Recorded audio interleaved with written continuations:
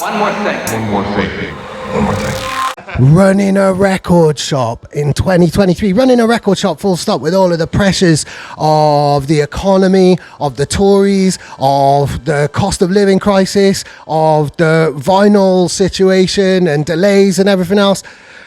This is no mean feat. This must be a huge challenge, and what an accomplishment. Congratulations. Thank you. Yeah, it's not been easy, and it's been a real roller coaster from day one, or from day zero even. But yeah, you know, it's probably a crazy idea, but we're still here somehow. So we must be doing something right. Yeah. Still here and still just building. This is just kind of chapter one. This is a brand new shop. I mean, like we were just talking before I press record, like record shops are community centres, aren't they? Yeah, they're places for people to come and meet new people, hear new music, just be together. Yeah, make new friends. Like people come here and made friendships off of being here and become friends with us, you know. This has been a childhood dream, hasn't it? You're living the dream, literally. Well, yeah, I mean, I never thought I'd own a record shop, but I always wanted to be part of the record music industry and physical vinyl. That's the romantic in me, the records and physical, tangible products, like you said earlier. I handed my CVs into every record shop when I was a kid, you know, when I just finished school. So I always wanted to be part of it. So yeah, I didn't think it would happen, but it has. So yeah, I must have planted the seed when I was buying the records instead of being at school, innit, really? So Totally. So this actually started with cutting dub plates, didn't it? Yeah. So we started cutting, it must have been like 3-4 years ago, something like that. I had a change of circumstances with my employment at the time, and I needed to make some extracurricular money, and thought, why not do something really niche that I didn't know how to do? Called in Lewis because he's the only person that I had in my phone book who I knew would be like well up for it and have a real passion for it because of his experience of getting dubs cut and being a vinyl DJ such as myself as well. Oh, so you'd never actually cut dubs yourself, you'd just gone and got dubs cut in the first place? Yeah, beforehand, like, yeah, I was going to Music House regularly, like for gigs. Like I'd always cut at least 2 or 3 like dubs of like my own stuff or something special.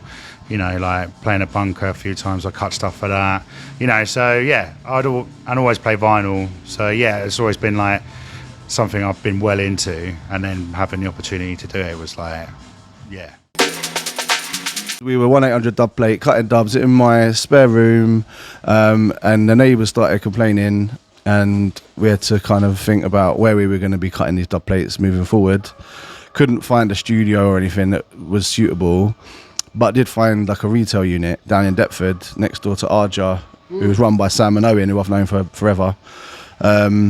But the rent was quite high, and it was like, you know, thinking of ways to how can we make that work? You know, like how can we make the dub plate studio work in a retail outlet that's got a high rental price every month? One night, just drew the logo and put the flyer on top of the arch, and then texted Lewis at 4 a.m. saying, should we open up a record shop? Did you wake up to that, or were you awake in real time? I remember. I can't remember. I remember just seeing it and being like, yeah. When I believe in something, I don't even think of the consequences. I just go with it, you know. If I want to do something, I'm stubborn. It happened quite quickly. It was long and it was hard, but the wheels were in motion, you know. We were still cutting. So in between cutting, like one of us would be cutting and one of us would be on the laptop, like drawing up a business plan. And obviously we did the Kickstarter, and that took a lot of energy. And we filmed a video like with phones and mics and stuff. And we'd never dabbled in it, but you know, we'd done it and made it happen. But yeah, all happened so quickly. It feels like it was yesterday as well. Still, like Yeah. haven't rested yet. We didn't get the keys like 2 days before we opened the shop. Oh, so you had just all this stock in your house? His house. And all the furniture. Everything was just in his living room. We were prepared though, you know, we were prepared. His living room was like IKEA. Like. I'll show you some photos later on. Wow, go on, like proper grassroots. What was it like then, that first opening day and selling those first records? Emotional. Yeah, emotional. Yeah, very emotional. Yeah. Yeah, very. It's brilliant though. It was such a vibe, It was and like, levels.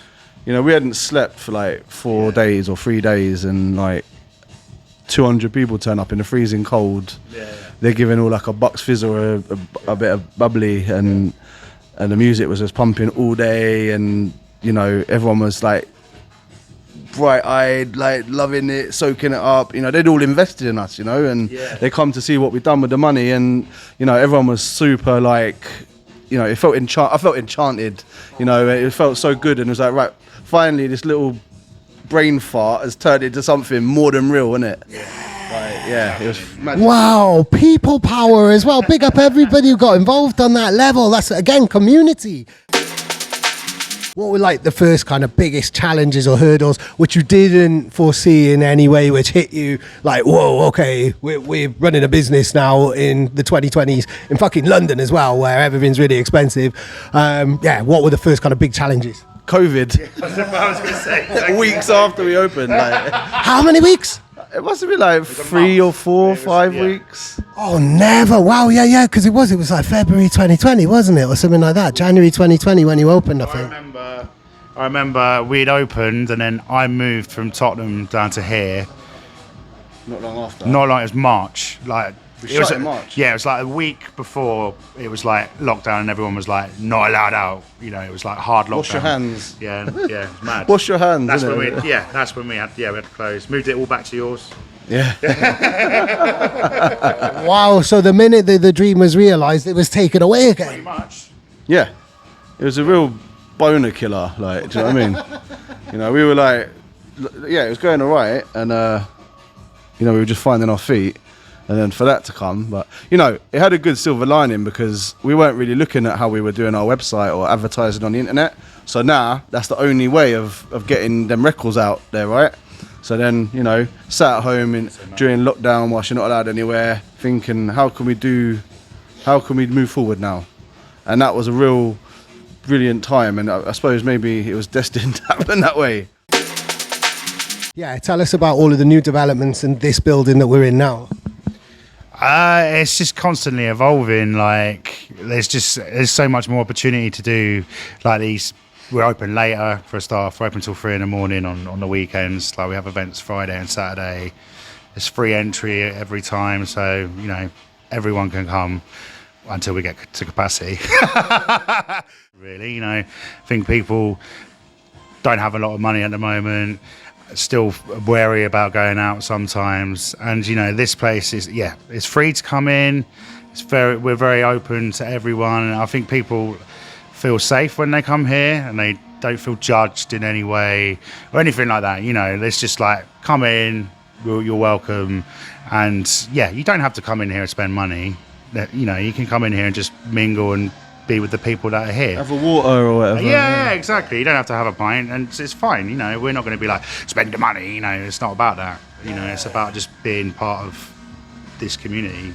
I love that. I absolutely love that. What are the most popular genres or particular labels that are selling very, very well in the shop at the moment? Or yeah, we'll stick with genres, I think. We'll make it easy. Yeah, well, it's kind of like balancing out like right now today, but very recently, like garage has been, like UKG has been hot. And I feel like they haven't even started reissuing anything yet. They're just putting out new stuff. So when the whole reissue trend kicks in, it's going to blow even more.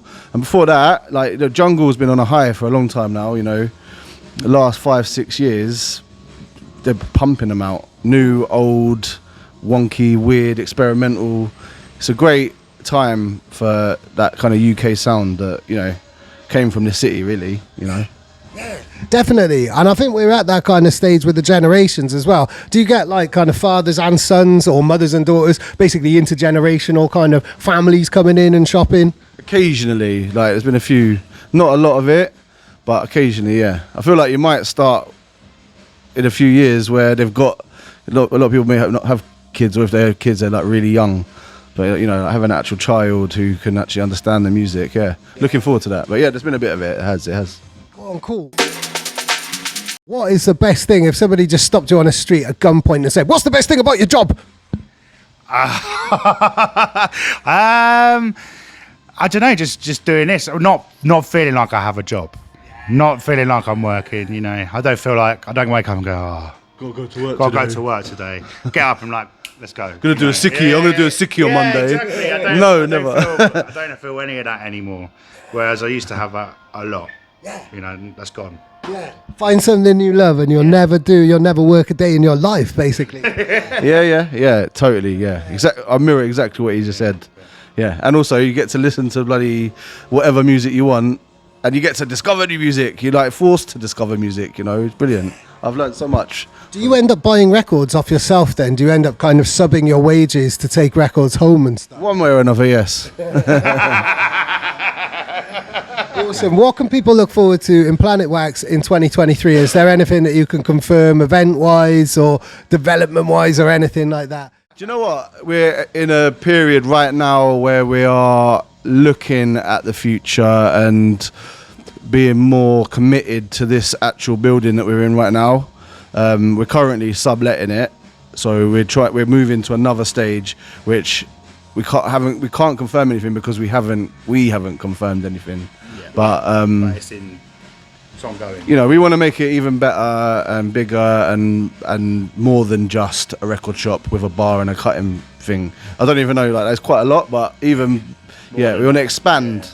Even more of a community hub, even more of a service, a platform, a safe space, like you said. Yeah, man. Yeah. Just a safe space for everyone to come and just be in it. And say, and be able to then also improve themselves and others, and just be creative as well and do things, you know, and move forward with it all. You know. Amazing, so exciting. Dexta, Sicknote, thank you so much. Big up, man. Wicked. Cheers. I'm going to do some record shopping. There we go.